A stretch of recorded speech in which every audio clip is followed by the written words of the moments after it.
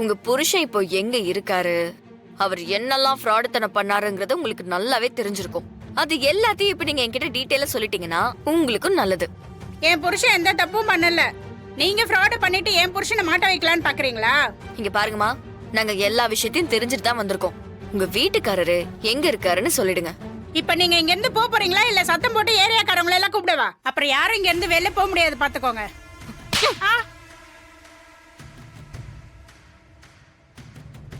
கிளம்பு, போலாம். எங்க? போலீஸ் ஸ்டேஷனுக்கு போலாம், வா.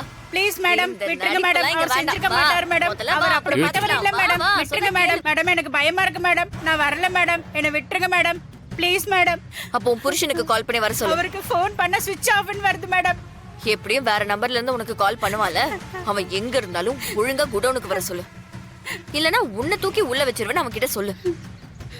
அவ மட்டும் நாங்க சொன்ன டைம்குள்ள வரலன்னு வையேன், நீ லாக்அப் குள்ள போறது கண்டிப்பா உறுதி.